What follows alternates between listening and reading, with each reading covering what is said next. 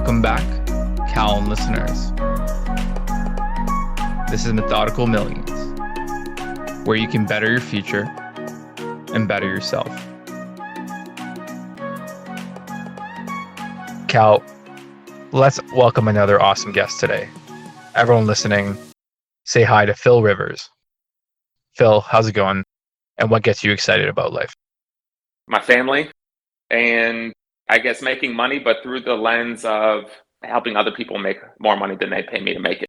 Right on. And was that a slow discovery process, or did it always make sense to you? How did that journey look like? I think it was definitely a process for sure, just part of like the maturation of growing up, becoming a boy, turning into a man, and sort of that journey. Like thinking back when I was younger was much more sort of like self-serving or selfish, and then I don't know, man, I think it's just as I grew up, perspective changes and what's important changes, and kind of realize that it's not about me, but more so like, I have a particular set of skills, and how can I help people advance whatever their sort of goals, missions are through my zone of genius.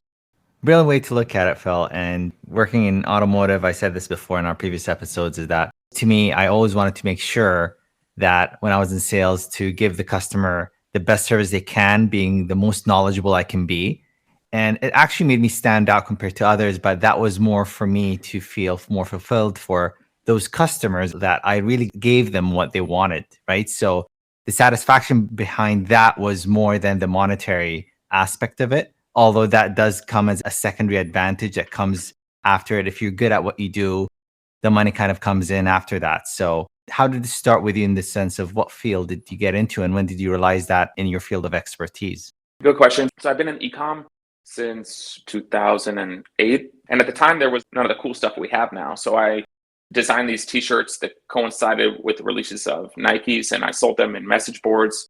And I just got good at sort of building a list or an audience and communicating with them and monetizing over time. And as a result, all the businesses that I've sort of been involved in since my initial sort of like forte in e-com has always been around how do I build an audience, communicate with audience, and monetize audience. And you can fill in the blanks in terms of whatever's being sold and the sales cycle and where the transaction takes place, etc. And so, yeah, I sort of just sharpened my sword on using email and SMS as a modality to acquire, nurture, and convert customers. Yeah, there's a lot of hype around the Instagrams and the new age apps, but what makes email and SMS so resilient? And it's not the first time I've heard it. A lot of people have gone towards things like email because of Google and Facebook's prevalence. And I heard a fact where it's like 40 cents of every dollar raised at a startup gets spent on Google and Facebook ads, which is why they have such huge valuations. And it's almost like a growth hack till it works. But then when they pull the plug, or, Amazon is all over the news for cross competing with Amazon Basics, and they have almost too much data. So is that the idea, that email is kind of open source and you can kind of protect yourself? Your list is yours? Absolutely. It's first party data that you own outright, and you're in control of what you can communicate, to whom you communicate it to, and when you communicate it to them. And you're not beholden to or reliant on third party platforms that have algorithms that you have no control over, and everything is pay to play all the time. And so I think just this day and age, especially how the platforms have changed from an organic standpoint and how expensive they can be from a CPM basis, and also when you factor in the volatility as well, it's just like one of those things that from my vantage point I have to have from a sort of risk diversification or platform risk diversification standpoint. Yeah, so can we get into some numbers? Or actually, let's talk about the organic thing for a second. So what's the idea behind a good amount of email clients, or is it business dependent? And do you track things like open rates, or you talked about monetization? What does a healthy email list look like? Yeah, so when I said organic a minute ago, I just meant on social, that the organic reach that you get to your audience is less and less. And to put it in perspective, depending on your follower size on Instagram, for example, maybe only 4 or 5% of your audience sees any individual post. And with an email or SMS for that matter, generally open rates are like, I would say on average, if we were to look at like MailChimp or Klaviyo, 20%. And on the SMS side of things, it's in the 90%. So you have a lot more control over, or a lot more of your organic audience sees your email or your SMS messages than they do in organic social media post. So to answer your question, John, I think a lot of people harp on the size of their list. Overall, I think it's a vanity metric. I don't think that it matters. Every business has to start somewhere in terms of building a list and starting to communicate with them. So there's businesses that I've seen that are B2B. They have only a few hundred people on their list, but it generates them 5 figures every single month. And so I don't think it's about size. I think it's more so about like, what are you selling? What's the average order value or, average cart size? And the more important factor that most people sort of neglect to realize is just the consistency of communicating with the people that are on the list rather than having the most people on there. Right on. So you kind of want to have engaged email readers and SMS readers.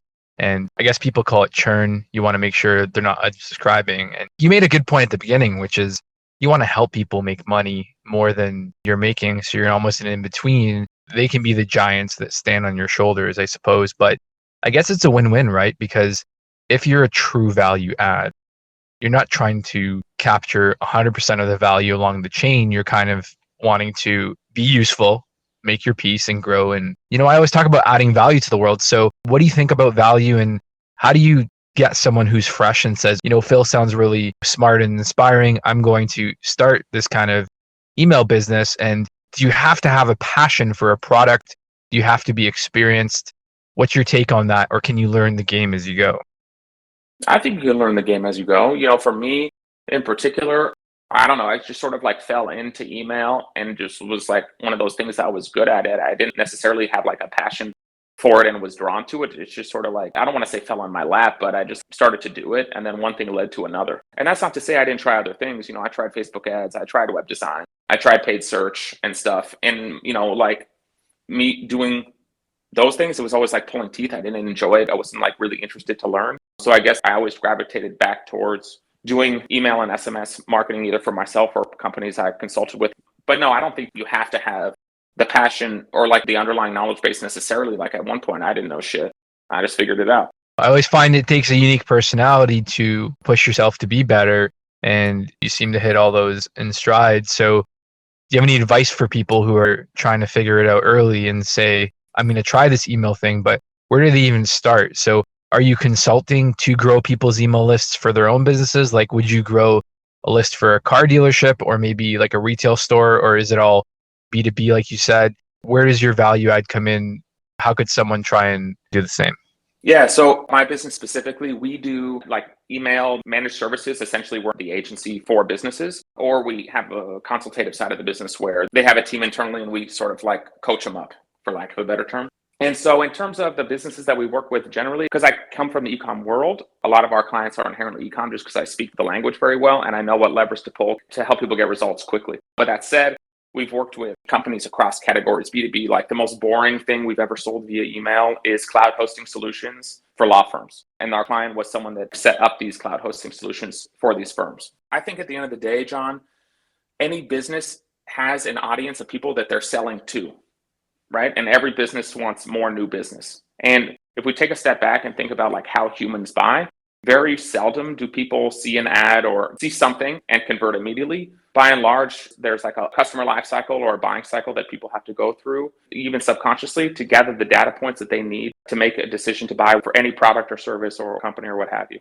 And so a lot of sales, they take place over the long tail. And that's why I think just knowing that people don't buy on day one or the first touch point. And that's why I think email and SMS is such an important modality for any business to communicate with their prospective customers, but the existing ones as well. So I guess this is a very long-winded way of saying, I don't think it matters what the underlying business sells. If someone listening is interested in potentially doing email or SMS marketing services for these brands, I think that opportunity is abundant and it's a service or value add that sometimes a lot of business owners don't necessarily realize or see. But if you think about, again, that most business is done in the long tail and most sales come in the long tail, it's something that everyone needs, and it's a matter of time until the individual sort of business owner, CEO realizes it. So again, if anyone's listening and they want to get into doing email and SMS agency or managed services or what have you, I think there's so much opportunity out there. There are a lot of products around there that obviously have different clients with different kind of products or services they want to push. And obviously you have the craft and the knowledge and the know-how of how to really push it and cater it for them and obviously maximize their capture. So how did it start in the sense of, I know you have your own business now. So were you working for a company first and then you decided to do your own thing? Or was it you started from the get-go trying to create your own business and have more of an entrepreneurial vision that way, and then you just kept on going and here you are today? Yeah, so when I was in school, I started selling those t-shirts on message boards, and I was just with me and a buddy. And then after I graduated in school, I moved back home to LA, and I had, jobs here and there. I was a kid. At one point, I was fascinated with Wall Street, so I wanted to be in finance. Another point, I was fascinated with private equity, so I worked some like low-level, super junior job in a tangentially related field to hopefully like leapfrog into private equity. But at the end of the day, what I realized was wearing a collar and a tie isn't for me, and I have a contempt for authority, especially when authority is arbitrary. So I guess I really wasn't going to fit into that world. And so naturally over time, I sort of just like gravitated to startups. And again, thinking back to when I was young, you don't know that much about how stuff works. So I was drawn to startups by the allure of the fundraising and raising rounds and cashing out, either going public or the company selling or whatever, and sort of getting rich that way. It seldom turns out like that. And so again, like the one thing that I was doing for every business I was involved in was build an audience, communicate, and drive sales. And so the last real job that I had was at a software company. Again, it was a startup at the time. I was on the founding team, drawn to like, oh, this could be huge. And again, very seldom does it work out like that, even though this software company in particular did have a very sizable exit, luckily. But at the time I was there, I was doing the same thing, sort of helping build this B2B platform of building an audience of potential targets, communicating with them, and then driving sales with it. And so while I was there, on the side, I had my own sort of like agency where I would do email, I would do web, I would do Facebook ads. And then at some point, I was just like so frustrated with having the job that there was just no room to go farther. It was just kind of like stale, and I knew something had to change. And so at one point, I just said, screw it. I'm leaving and going to do the agency thing full time.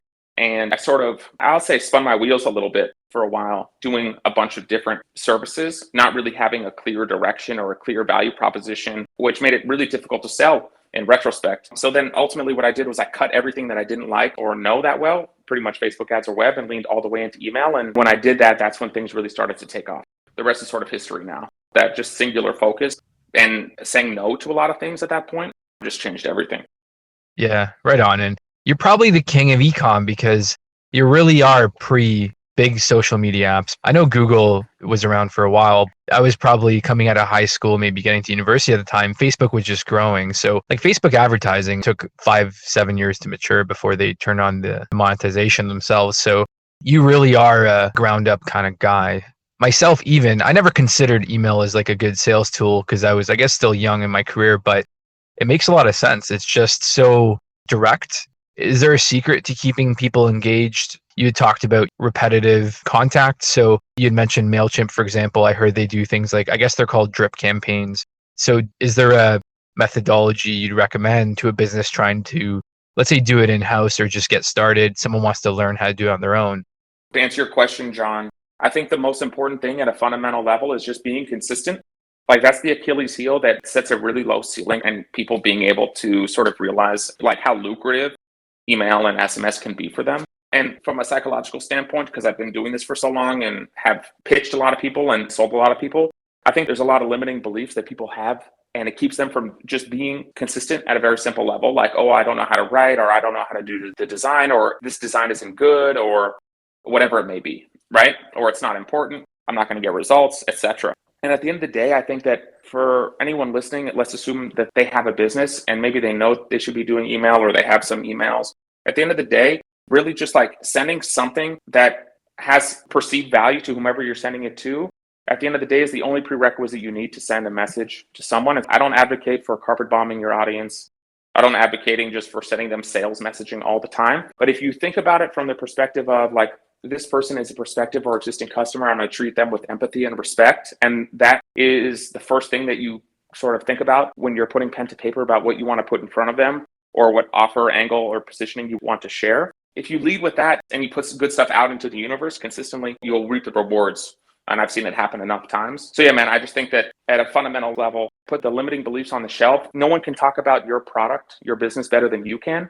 And so if you're not doing email consistently now, just think about how would you describe whatever you want to communicate to your best friend or someone you're sitting next to at the bar. Write it that way simply in plain text copy in black and white. So all of a sudden the design is not a factor anymore, and just send it. It doesn't have to be every day. It doesn't have to be every week. But again, if you're consistently sending bi-weekly, monthly in the least, it'll open up a lot of doors or a lot of opportunity to sell whatever you're selling, whether that be e-com, a B2B service, something on the phone. And obviously there's a lot of nuances and details to it based on what you're selling, but just to speak broadly to help people at a high level, Just type and have empathy, respect, and send consistently, and you'll be amazed at what happens.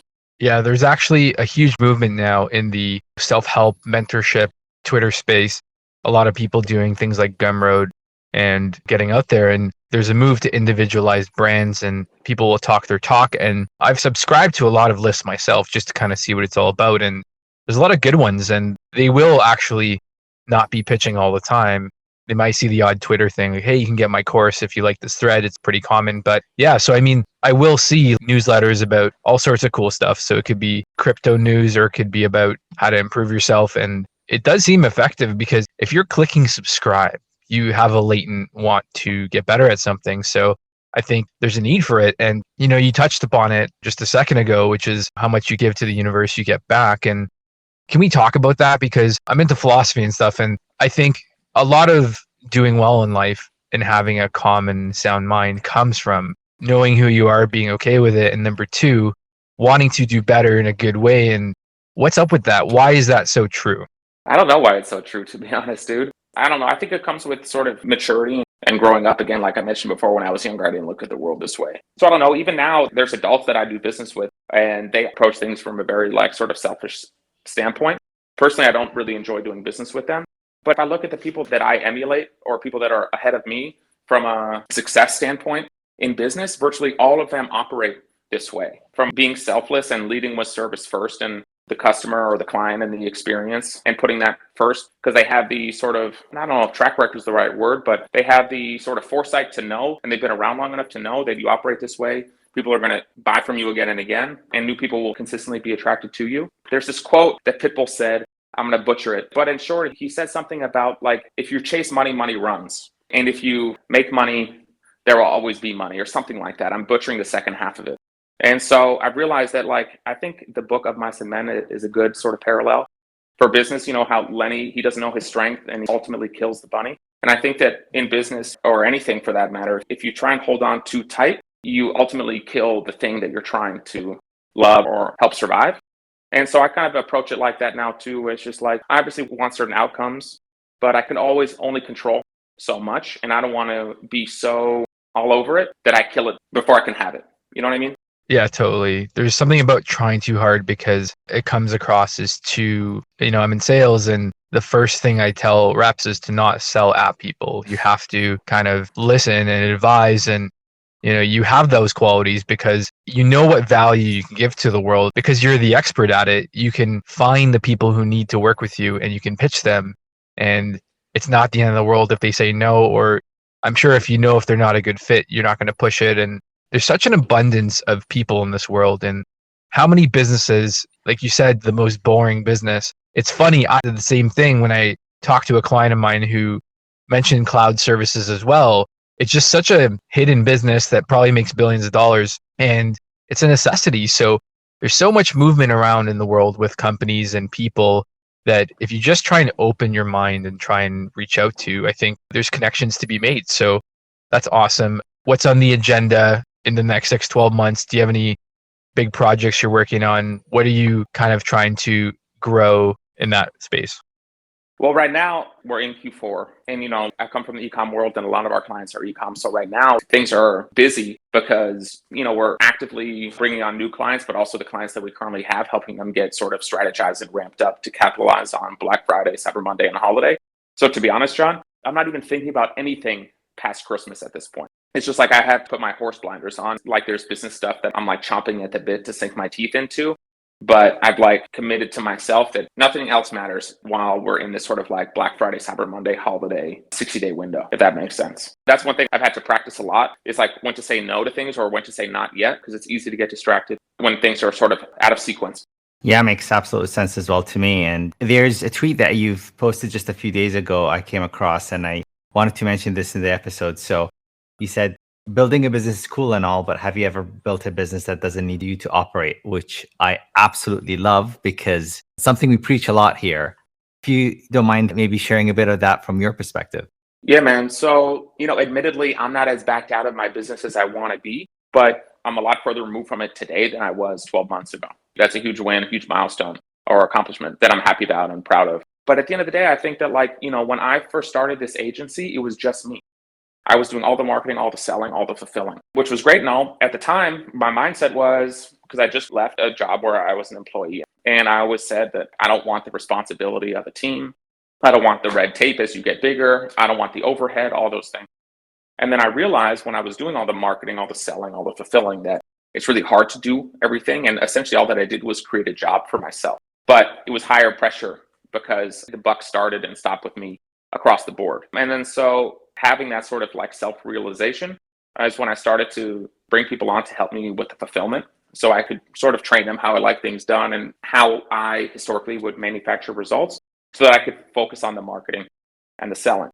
And now I started to back out of sales and hire and train people to help me on the sales front. And so now my core focus is really obviously ops at a high level, marketing by and large. And so again, Cal, it was sort of just my maturation, thinking that I wanted life to be a certain way, then realizing it wasn't everything it seemed to be. And that sort of led me down this path to now having a team and being backed out of fulfillment, being backed out of sales, partially being backed out of marketing, so that I could actually have a real business that isn't reliant 100% on me 24/7, 365. Yeah, totally. Things can run and you can make the changes. I always say it's like being a captain on a ship and you hear a sound down below and you go address it, but the ship keeps moving. There's so many moving parts, right? Exactly. So does that mean you're a hybrid of email list / still, are you still doing the e-com thing on your own with products? Are you drop shipping? What does your day-to-day look like? Right now, I'm between e-com stores at the moment. Again, I made a commitment to myself a couple of years ago to cut everything and just focus on this business and get it to a point where it can run without me. And then I can start to play in other sandboxes, which is the hardest thing for me to do because I'm an entrepreneur through and through. And so the hardest thing is to have something that's appealing and have to say, now's not the right time. And so, yeah, right now I have the agency and the consultative side of the business, and I probably won't do anything else based on sort of growth trajectory and my expectations for next year until next year is when I'll get this business to the point where it can run without me entirely from a marketing, sales, and fulfillment standpoint. And I can sort of just oversee, and then that'll afford me the opportunity or the ability to sort of either build or invest in another e-com store or software. But at the moment, I'm just like, I have to stay true to the commitment I made to myself 2 years ago. Very As boring as admirable. that sounds. No, it's very admirable because people always have, even if you're like, first of all, you have to say, I want to do something. And then how many people actually go and do it? Most give up, I find. I've given up on projects throughout the years. So no, the fact that you can stay on something, grow it is just super wicked. It's so cool. Really So respect hard, that. dude.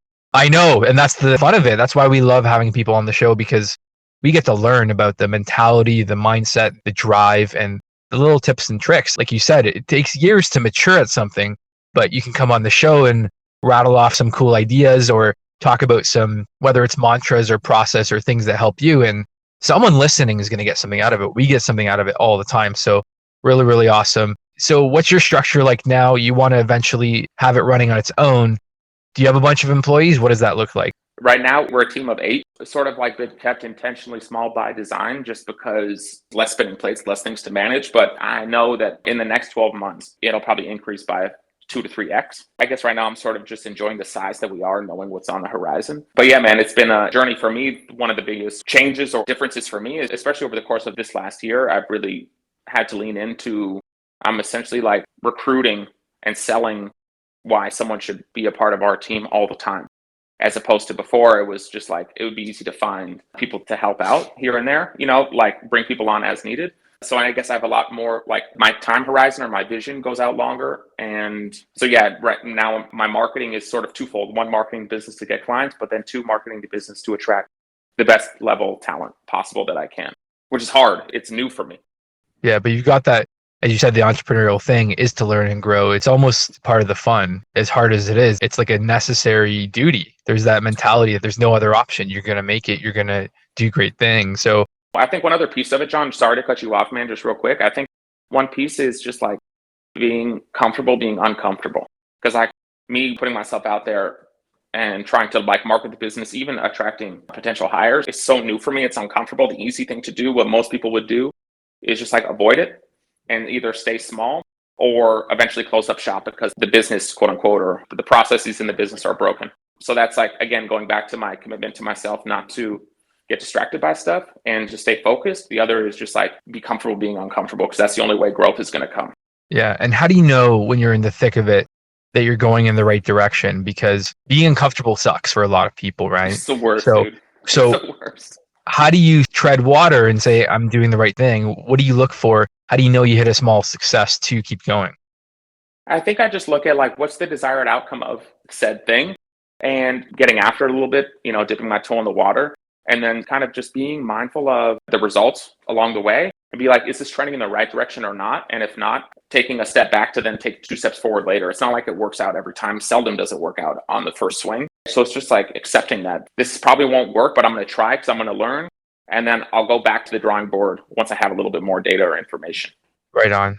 So I know you got to run. It's been a pleasure, absolute blast having you on. We have to get you back in about a year once you hit your milestones. We'd really love to hear your ongoing success. Really appreciate your time. So where can people find you online? And do you have any email link they can reach you at if they want to jump on board or follow you along?